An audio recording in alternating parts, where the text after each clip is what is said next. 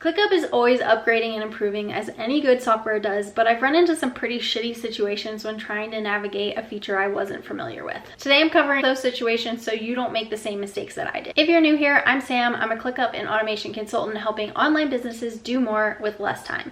Be sure to like this video and subscribe if you're interested in learning how to make your business more efficient. Now let's dive in to get your productivity flowing. The first mistake is going into your individual lists each day to complete your tasks. There's a good chance that you're going to miss things if you're hopping from list to list, and it takes a lot longer. That means going into your to-do list, going into your content list, and individually going in to do each of those tasks.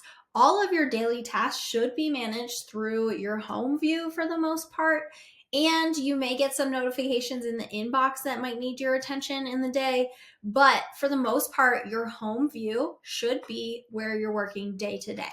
Unless you're in planning mode, you should not be really digging into your lists and working from there. So the big part of making sure that you can work from your home list is making sure that you're setting due dates and marking yourself as the assignee. If you're not doing that, it's not going to show up here, and that's going to make things really difficult. And you should have your team run things the same way, unless it's a person that is supposed to be like individually running the list. Now you can drag this around and make it look however you need it to look. You can manage the cards that you have up here that make the most sense for what you need to see. My lineup I use to drag over 2 or 3 things during the day that I am going to try to check off. This is kind of my priority list, and I work down from based on what's most important. And then this is all of my upcoming work. There's a recents. Assigned comments is one that I use a lot in client platforms, or what's the word I want to use? Client ClickUps, I guess. If they assign me a comment that has a request for a task, a lot of times I'll assign that to myself. And then I can set my reminders here. I didn't like the assign to me section personally because it had glitches when they first made this home view. So I have gotten really used to using the My Work section. The Assign to Me section does have a lot of additional details that you can add, so that's up to you. But the first mistake is going into each individual list and trying to check things off that way. Set yourself up for success. Start working through here. The other place you might find things coming through is your inbox. This is where if you see a comment come through for someone and you want to make that a task or have that remind yourself of that, this is kind of like a communication space. So here and home are the main spaces you should be using every day. Next mistake is creating new custom fields instead of using ones that already exist within your ClickUp. This is a fairly new one, because this didn't used to be an option. What we used to do is we would create a new field, choose what kind of field we want it to be, and then name that field, and that would be that. Now, what I recommend doing is sort of the same process. Go to add the field, add existing, and then let's say I wanted to add an email field to here. This is where I would do that. So that I only have one email field that is circulating around my ClickUp, and it's easy to move information from one list to the next because they have the same fields.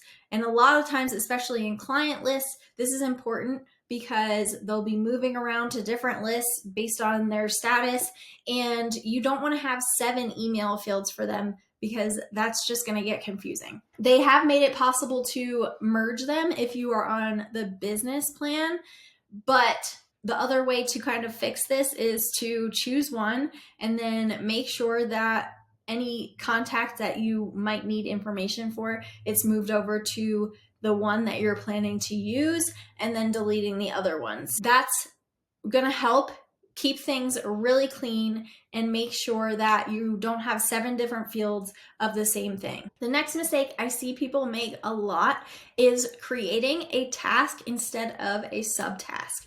Now, it's hard to kind of differentiate when these should be used, and it's a question I actually get a lot.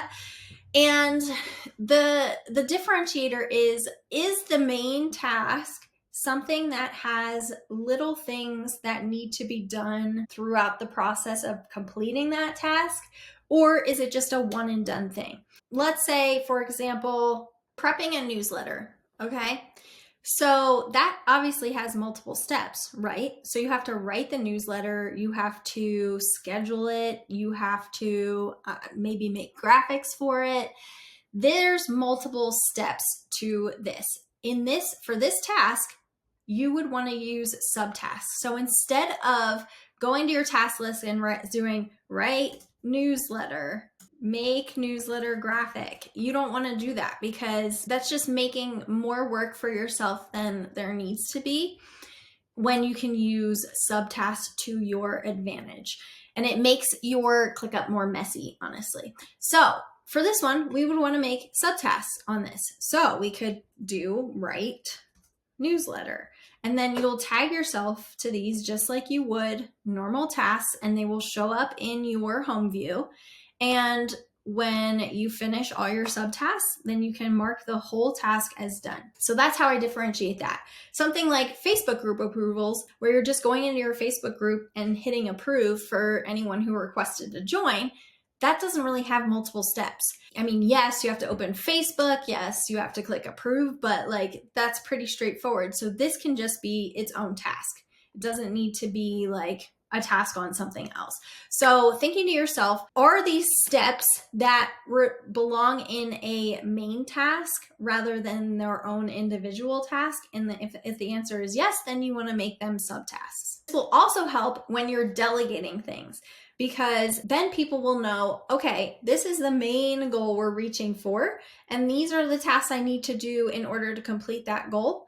And it's kind of like a mini SOP of sorts. If you have those tasks scattered all around, it would be really hard to delegate that to someone. Now, the last two are mistakes that I have made myself. You're going to make mistakes here and there. I want to try and prevent that for you. Start dates and due dates will copy over to your task when they are included in templates. So let me show you what I'm talking about. I have these templates here for leads. Let's say I have this here and I'm going to make this into a template that gets applied when somebody fills out the application. I'm going to go about my normal thing here. And if I have this date empty, your due date empty, that's going to copy over as well. I click here, my 3 dots, templates. I'm going to update existing template, or if it's a new template, you do save as template. You'll see here that I have these two unchecked, due date and start date, because if I left them checked and I applied this template to somebody's task who had a due date, it would clear out their due date. So let's say somebody signed up for one of my programs and their due date automatically populated by the date that they signed up for it. So they get a certain amount of days in the program, and then their due date is when they're supposed to be offboarded. If I had left this checked, it would remove the date that they're supposed to be offboarded, completely messing up my whole plan to have them offboarded by a certain time. And if you don't notice this in time, they could just be sitting in your program for months and months after they're supposed to be. So if you're creating templates, make sure that your due date and start date in the template are not going to negatively impact the tasks that you're applying it to. One I learned the worst way in my coaching business, and it's that you can't move forms. I've had many instances where I've run into where I want to get rid of a folder. I don't need the folder anymore. I'm moving the list somewhere else, but I have to keep the folder because I built my form in the folder view and I can't move it to my list.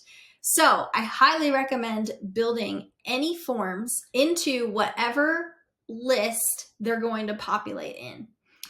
And that will make a huge difference for you. So choose what list your form will populate to and create it there instead of in the folder view, because there might come a day where you want to kind of move things around and not have them all in the same space, but you're gonna have to either remake that form or keep that folder. And that's kind of frustrating. So keep your forms on list view. Were you surprised by any of these mistakes? Let me know in the comments, and until then, I'll catch you in the next one.